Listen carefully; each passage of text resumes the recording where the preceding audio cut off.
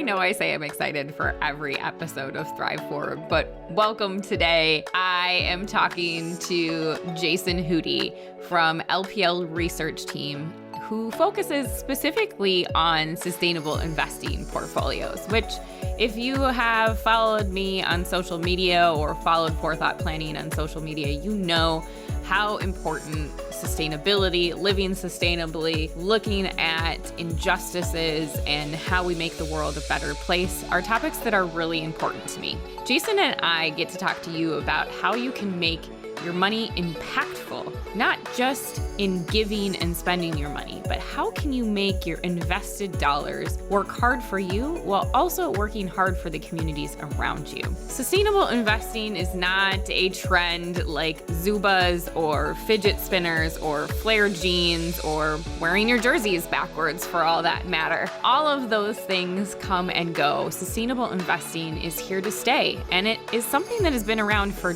decades. It's just now we're starting to have more of a conversation, giving the elements of what is happening in our communities from a social standpoint, from an environmental standpoint, and from an overall leadership standpoint. So tune in to today's episode. Also, do us a favor and share this with somebody that you think would find value in it. So let's talk about where sustainable investing kind of started and how it has evolved and why it should be important to the end investor. So let's start with maybe a little bit of a history on sustainable investing. Yeah, it's really exciting. We start digging into it. I've spent a lot of time trying to flesh that together, trying to find a real pinpoint where it's from. You'll hear people say that it goes way back. But I think in contemporary terms, the first mutual fund was in 1971, and it was a firm up in the Northeast, HAAWK, and what they were trying to solve for was there were some investors, early 70s, that weren't approving of what was going on in Vietnam, and there were some companies that were making certain products that were being used there, so they said, can you exclude this from our portfolio? So really the birth of it came out of this idea of excluding certain products from your investment portfolio. So other investors saw what was occurring, and it kind of picked up some steam, and you saw it being applied to other products such as tobacco in the 1990s, or 80s and 90s, and then also countries, and South Africa was a big one in the 80s. So as this was occurring, we also saw a lot of improvement with data, and you kind of just think through the evolution of technology and data, whether it's computers, whether it's the integration of all that data. And in the mid to late 80s, there was these firms that were assembling data sets on companies. So in addition to getting the numbers that come off of, say, a financial statement of a company, they were getting information on customers. They're getting information on suppliers. They're getting information on even environmental impact. So all of a sudden, you're starting to get, in addition to traditional investment framework through the accounting numbers, you're getting this additional ESG or environmental, social, and governance data. So think of an additional data packet. So some investors were taking that, saying, I'm going to combine my traditional investment numbers with this additional data, ESG data.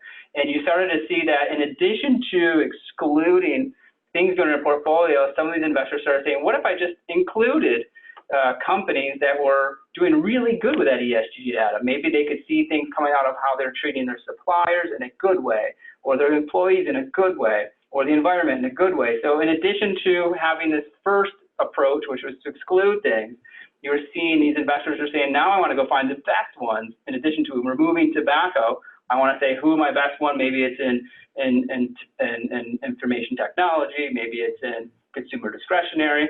So you saw this kind of slow evolution occurring. So that all kind of led up to the early 2000s, where the UN, which was trying to figure out a way to increase capital to address some of the larger challenges that they're trying to address, and saying we could really use some private capital on whether it's poverty reduction or environmental issues. And they came in with this UN Principles for Responsible Investing, and it really started to house a lot of these ideas on ESG or sustainable investing. And you started seeing asset managers sign up to these 6 principles. And the principles, I won't go through all of them, but The first one was to intentionally apply a sustainable investing mandate to their process, as well as engage with companies to make them better on the ESG data that they receive. So maybe they had data that came in and said, relative to your peers, you're not really good with your suppliers. So now they can have a dialogue around that data. And then the company can say, well, where do we fall within our peers and what can we do to make it better? So all of a sudden the investor is helping address a broader challenge in the larger financial ecosystem that in the past may have not been addressed. So, now where we're at, we've got these very dynamic approaches within this ESG sustainable investing where there's some very innovative products where in addition to excluding or finding best in class, we're getting thematic. Maybe it's we want to go find and put together a portfolio of securities that are trying to solve energy solutions. So what are the ways that within, say, materials or industrials, are there products out there that are trying to solve for the energy challenge? So that, again, channeling assets into a theme. And we're also seeing it in communities. And I think that's a really a good one, especially here in 2020, channeling assets to underserved communities. And you've seen financial products that seem, they're non-traditional, but what they're doing is they're taking assets that could go in a traditional manner to underserved communities. And the returns are comparable to what you would get whether you're going in an index or an ETF. It's just the proceeds are being used differently. So I think there's a lot of great opportunities within this financial opportunity set to align to what maybe an end investor is looking for in their portfolio. Yeah, I think that it's so critical as I continue to have conversations with my clients about their values and their belief systems, and then realizing that they can also responsibly grow their wealth in a way that makes impacts that affect their values and their beliefs. Because I think there has been this preconceived notion, maybe, especially of longstanding advisors or people who have been investors, that socially responsible investing hasn't provided the same level of returns as maybe what you and I might call conventional investing. Can you talk a little bit about that and maybe even some of the risk analysis that your team has done with some of the fluctuation in the markets and how sustainable investing has performed during those times? Yeah, that's great, and that's a very standard kind of as you're having this conversation, a topic that comes up, and it's rooted in a lot of what was discussed in the 70s. Milton Friedman in the early 1970s said the company has one job, and that's to focus on shareholders. But I think that has evolved. This 50 years ago. What we're seeing now is that with these multiple approaches, I went through I think earlier 4 or 5 of them. There's multiple approaches, and as the data has improved, you're seeing these approaches are not just about excluding certain industries or assets. You're able to then put together a process with all this additional data to say, can you help me identify this company's ESG risks? And some companies might call that off-balance sheet liabilities, which means I may have a cost that I'm not truly accounting for, but if it to go a certain way, it's going to come and land maybe at an inopportune time, and we won't have the cash to meet that.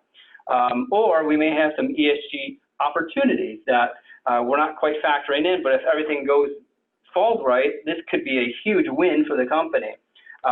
So there's these managers that are able to do that, and through this process, you start to see how a portfolio can then tilt, and you're getting as these products come to market, you're getting much more diversified portfolio, and where you're seeing, and you're really seeing it this year. I had this question come in a lot over the years, and typically a sustainable investing strategy would be market-like, just like every other strategy has up and downs. As you would imagine, if energy was going to have a fantastic year, most portfolios are underweight energy because of the extraction, transportation, or carbon footprint. So you're going to be underweight energy. If energy has a fantastic year, sustainable investing is probably going to lag. But then you have a year like 2020 where energy does not have a good year. COVID hits in Q1 and a whole bunch of off-balance sheet liabilities hit. Sustainable investing did very well in Q1. And then because they're focused towards solving some problems in the future. They're geared towards sustainable growth. They're geared towards secular growth. So in addition to not being, say, very low risk, I'm trying to think of typical defensive stocks like utilities that are lower risk in the market, which you would expect to outperform in a down market like Q1. These names then actually outperformed on the way back up because they're sitting in names that were positioned to do well in a recovery. So that was kind of dynamic, I think, in 2020 here, where we're 2 months off of year end, and sustainable investing strategies have done very well in both the down market during Q1 and then in the subsequent rally. So it's more geared towards how the portfolio is structured. It's going to be underweight, typically value, slight overweight to growth. And typically it should be a little lower beta, a little lower risk, because they've taken a lot of those off-balance sheet liabilities and removed them, or at least accounted for them. So there's a risk management plan behind it, and it shouldn't be such a substantial surprise to the company. So when we look through our portfolios, we have that risk lens sitting there when we're putting it together, and we're aware of where those risks are, and we're comfortable with them. I think you have to manage them and measure them first. Be aware. Awareness is number one. And then number two, measure them to say, okay, if energy does run really well here, we're going to underperform, but that's okay. Let's kind of expect it up front, because it's called a cyclical stock for a reason. Right. Versus that secular growth, sustainable growth, that's usually like we refer to hearing the singles and doubles every year. That's where you want to be for that steady capital appreciation. Yeah, so what you're translating to the end investor is that they can still have a rate of return that helps them achieve their financial goals, while in some types of volatility, because we've also seen not only in 2020, but in 2008, some more level of experience with the volatility. So when we've seen these extreme dips in the market, we have a little bit more of a level base for somebody that might be a little bit more concerned with a roller coaster ride than a Sunday drive. It might be something good to consider, especially if it aligns with their value system. Yeah, I would definitely agree with that. What I typically refer to is that they typically have the brakes on, right? The brakes going down, like the brakes usually will kick in because if the market is having a year of like 2008 or just like in spring of this year, where you're having a significant pullback, those portfolios are structured in a way to provide those automatic brakes to kick in. Yeah. And I think you and I have talked about this before too, and without getting too nerdy for the audience that doesn't speak our nerdy investment language all the time, there are multiple different ways to look at this from an end investor. And you and I have talked about active management versus passive management. And just as a review for our listeners, active management can be the combination of active and passive, but it's somebody that's actually making the decisions about your portfolio, whereas passive management is usually utilizing algorithms and electronic bases guided by a human touch. How does that look for ESG and sustainable investing when we are screening for these things? What might there be, good things from a passive strategy, good things from an active strategy? Because we also know that a lot of investors are leaning more towards passive strategies because of expenses that are involved in portfolios as well. Yeah, that's a really good topic in this space. So of course, pros for passive is the fees. So, and usually lower risk because you're almost guaranteed to get the index less a fee, right? So it takes a lot of the risk off the table. I think the flip side of the active is really twofold. The first one is the data. So I don't think I can specifically state to specific stocks, but there was a really good write-up in the Financial Times back in July on a stock that got hit really hard by suppliers. They had a supply chain issue, and the write-up was a lot of passive ESG funds missed it. And the way they went into it is a lot of the ESG data providers have the algorithm that you mentioned or the ways they calculate what is good and what is bad, and it all comes together with an output, a number. So this one says a 10, this one says a 4, this one says whatever. They're all over because the data is not, A, it's not regulated, B, best principles and best practices are still being developed.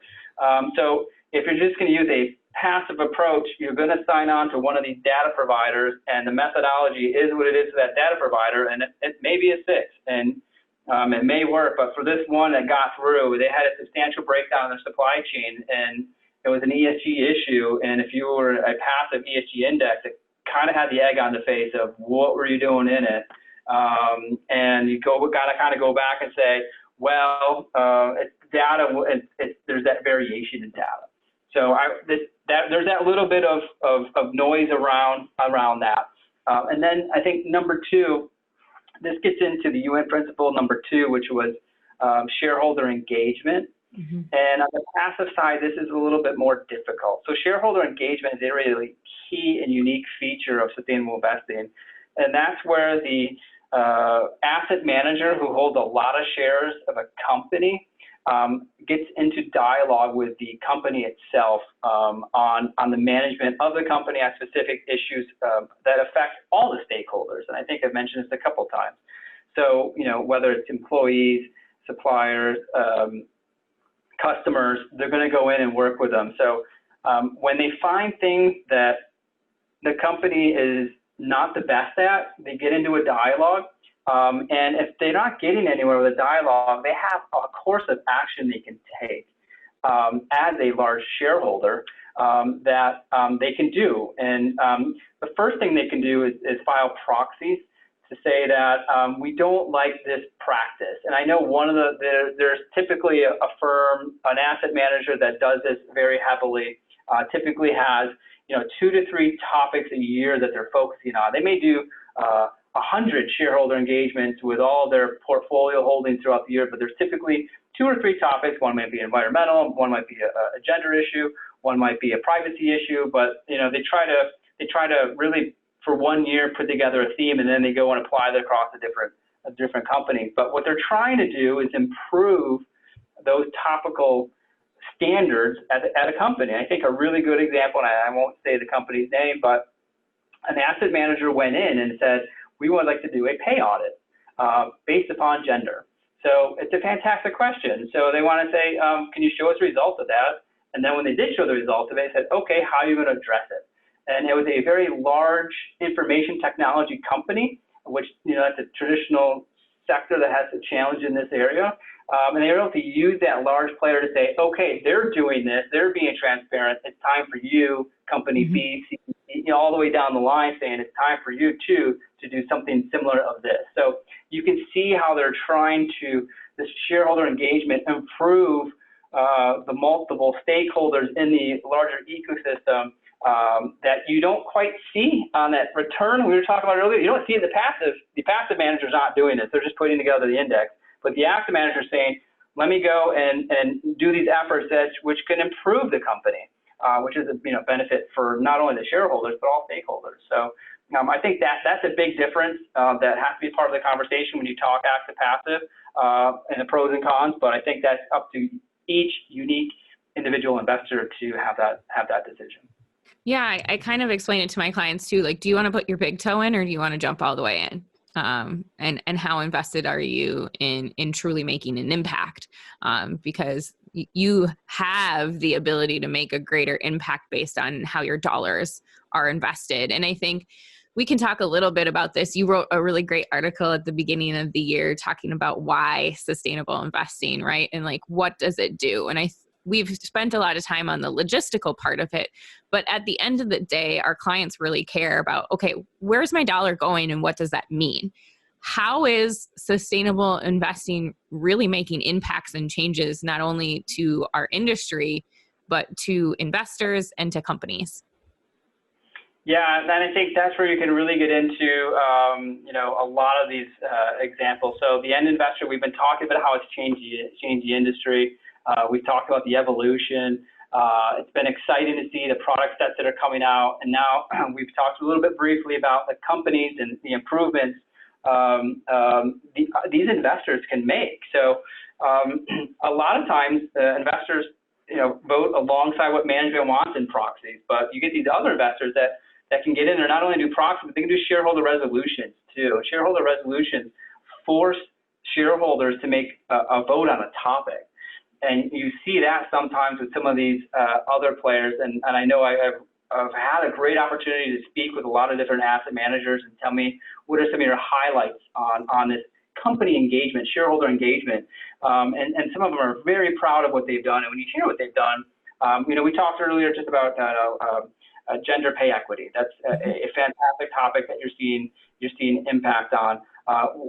There's asset managers who are proud how they've made changes on store shelves on what products are available. So to kind of think through that of how your portfolio is helping to have companies think through what their product is doing. And in this case, it was more along the lines of certain chemicals that were in products that were causing problems to the bee population, which gets into the whole pollination issue. And at first, they didn't engage with the investor, but after filing the shareholder resolution, they said, well, wait a minute, let's talk. They went ahead, made a change, they pulled the product off the shelf, and so did their competitor after they saw them do that. So I think these small pieces, it leads to a greater outcome, because you're seeing all these little small wins dotted across, whether it's product, whether it's practices with your employees, supply chains. There's another great example on supply chains they can get into in terms of a major retailer in the Northwest that had issues with their supply chain, and it was through the help of an asset manager that they addressed it. And again, this leads to not only improving the lives of suppliers in the supply chain, but it also led to a price appreciation in the stock. So you can kind of see how you're improving companies. It's a benefit for all stakeholders. So I think that's an exciting part of where you kind of think through the why of sustainable investing. It's improving, it's changing the investment industry, it's improving companies, and it's helping our communities. And I know I jumped in earlier on that in terms of that specifics, but there's certain financial products that are geared towards loans for affordable housing. So certain asset managers will target those loans that are in communities that are below a certain poverty level, and then they'll go and purchase those and then take them to an originator, a Fannie Mae or Freddie Mac, and they'll have them originate, and they'll securitize it. So all of a sudden, because of the financial backing they're getting from the government, they now have a high quality financial instrument that pays well, and they'll put that in the portfolio. But think of where the proceeds are going. And the majority of investors aren't doing that. They're doing the traditional route, and they may overstep that opportunity. And I just think having that magnifying glass and kind of getting back into what I said earlier, the awareness of these investment opportunities that are available with outcomes that are similar to what you would get with a passive option or more traditional option. I mean, these are all great topics, and I think they're buzzword topics that we've experienced over the last several years. And especially this year, we have experienced a lot of buzzwords, especially around the S of ESG, or the socially responsible part. Especially after the murder and death of George Floyd, we saw a lot of companies coming out and talking about diversity and inclusion and their commitments to being able to have seats at the table and changing their cultures and giving back to communities. How does sustainable investing take D&I, diversity and inclusion, into context when we're talking about this? Because I think when we start to talk about big social issues like that, gender pay equity, affordable housing, green, sustainable, energy, they're all really big topics that we want to exercise on as human beings, but sometimes it feels like so heavy and so big that all we can do is walk around with a clipboard and get people to sign off on a petition. But how can we really make our dollars work harder for us to get to that space? It sounds like what you're saying is it's almost like we put pressure, group effort pressure, where it really matters with companies, is saying like, no, like we need you to do this. And not only is it going to be good for us, but it's going to be good for you too. Absolutely. And you see there's certain asset managers who've been doing this for decades. So on the social issues, they were there doing that engagement. So they're working with boards for the DE&I, saying, looking and having those conversations with companies to making sure that the representation is diverse. And if not, they can start now getting into engagements to figuring out how to solve for that, how to improve that. Think of the data sets the asset manager has to turn around and say, okay, if you're in this retail business, all of your competitors are doing this and you're not. So it applies all those different levers of increased transparency, awareness, best practices to come back and say, you're an outlier. And if the asset manager is not having it, who's tapping on the shoulder of that company to say, hey, it's in your best interest to get into these areas that may have historically been overlooked in this company. So you're seeing these asset managers that have decades worth of experience doing this. The companies also realize that having that conversation with them is beneficial because if they don't, it's going to lead to potentially more shareholder engagement issues. So they would prefer to have it on their best footing. And I think one other area that we talked about in terms of on the social side, it's also, that concept of channeling assets where historically assets have not gone to is another area. So when you get into some of these ideas of the money multiplier effect, I know that's a big one in terms of loaning money. You can loan out 10 for every $1 that you have, right? So a lot of these asset managers that are doing this community investing are applying some of those ideas to these communities that historically have been within redlined areas of communities. And traditionally, the large financial firms aren't doing it. So typically, you have to go and find the pioneers who have been doing it. And it's sometimes not the names of those that you know of. So we try to really identify some of those those pioneers in the space because they were doing something years ago that was different, that had the intention was to address an issue that the traditional approach had overlooked. And here we are in 2020, and the awareness for a lot of us now has turned on and say, oh, hey, what can I do? What can I do to help? I hear the call to action. What can I do? Is there anything I can do with my, if someone says you can do something in a portfolio, great. Well, what could that be? And I think kind of going through that outline of you can help improve companies, you can help your community, and then to learn how that could actually happen. I think that's the minimum of conversation worth having.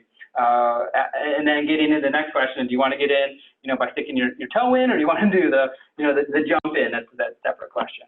Yeah. I mean, you and I get so passionate about these topics, and you brought up, an issue near and dear to my heart. I work with a volunteer organization where we've talked a lot about redlining and what it's done to our specific community and how that has blocked home ownership essentially. So if you're not familiar with the topic of redlining that Jason and I are referring to, please listen to my first introductory episode of the Thrive Forward podcast, and I talk a little bit about the inequities with redlining.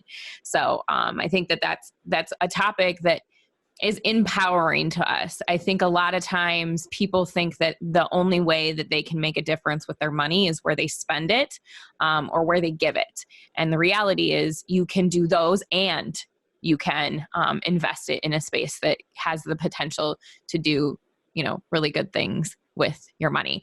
Now let's switching gears a little bit to the investor.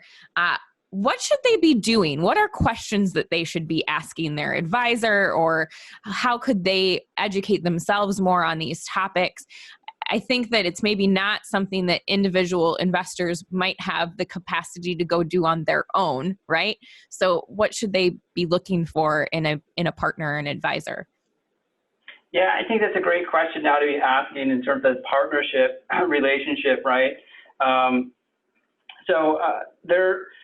it can start with the advisor bringing the question up to an investor, or the investor could say, hey, I've heard of, and then have that beginning that engagement with the advisor. So I think a really good, starting point is to understand the advisor's experience, just asking, hey, do you have any experience in sustainable investing, to kind of see how that conversation goes. There's a very broad spectrum of experience. There's advisors have been doing it multi-decades, some that are just getting into it. Those just getting into it, you definitely want to be curious about their resources, maybe memberships that they're involved with. There's some really good industry memberships that help with education, that help with even the public policy aspect of it, to see if the advisor is part of that, as well aware of it. So one of the big memberships is the U.S. SIF. That's kind of the big one in the United States. That's the Forum for Sustainable and Responsible Investing, and they have a lot of fantastic information on their website. A lot of great training materials for both advisors and individual investors, and they do a lot of good things in the public policy side. Yeah, I think bringing it back to the end investor and knowing that they have the power to be able to ask these questions. I think a lot of times we shy away from asking questions around where things are invested because of the history that we talked about, where, there might not be the same performance, and a lot of advisors sell on the aspect of performance, whereas transitioning more so into the client's values, beliefs, and understanding that you can still achieve wealth and grow your wealth and retire and enjoy life while also doing good in the world through utilizing sustainable investing, giving, and spending it in the right spaces. So I'll list some of those resources that Jason talked about in the show notes for the episode. Jason, any other pieces of wisdom that you would like to share with us around the sustainable investing topic? I would say one is just how big it is. 30 trillion in assets under management. I would say if you're not new to the space, even if you're not new to the space, that's a big number. If you're new to the space, it's to realize there's a lot of company here, right? So Europe's been doing this for a long time. A lot of the countries over there have it regulated that their pension assets need to follow some aspect of it. But the U.S. has been catching up. Our foundations and endowments, pension plans, it's called institutional investors. They're large investors in this space. So taking that $30 trillion number and putting it into what else is available, that's 1 out of every $4 invested in the U.S. is in the sustainable mandate. So I always kind of question that, like, that's a big one. So to have this conversation, it's not I hear a lot, it's a trend, it's new. I'm like, well, actually, we talked about the history earlier. It's been going on the 50-year trend right now. And then two, it's not that big. I'm like, well, it's 1 every $4. So I think there's a lot of company. You're in a lot of company having this conversation. I think there's a lot of people asking questions on it. I think there's a lot of questions to ask in terms of all the performance. Well, what does my $1 mean? Well, how does it matter? I think there's some very fair questions to have, and I think that's for the relationship between the investor and the advisor to have. But then to kind of pivot and say that there's a big community out there that has embraced this and are making changes. And as we said, they've changed the investment industry. They're changing and making companies better, and they're channeling assets to our communities. So for me, that's taking those numbers. I'm a big number guy, but also kind of bringing it all together, how you can drive change. That's pretty exciting in this part of the investment world. Yeah, I get so excited because I think, what if we could grow this? What would it be to do this in a way that would provide so much impact to end investors and the world and our country, and see us truly be able to be successful? Because you and I have talked about this before. This is not a partisan issue. This is a people issue and an environment issue. And for us to be able to move forward, this doesn't have anything to do with politics. It just really has to do with us doing good in the world. Yep, I agree. And there's definitely, when it comes down to it, your investment results, not really, partisan either, right? Yeah. They really, at the end of the day, and then, how you do it, the journey, right? What's your journey like to get to those investment results? And, if I can have an investment result, A, is going to get me to a position that's the same as B, but the journey's different in B, and it's a sustainable investing journey. That may be one that I'm interested in if these are the issues that are important to you. And that kind of gets back into those questions you should be having with your advisor, some sort of questionnaire of, how important is this? Is it more important to be discussing environmental, social, or governance issue? Within each one of those, what's most important? And then how can we kind of put together a plan to monitor growth in those areas? Yeah, absolutely. Well, Jason, thank you so much for sharing your wisdom with us today. I will share the resources that you have provided for us, and thank you so much for your education. Yeah, absolutely. It's a real nice time speaking with you, and a real pleasure coming on to speak about it.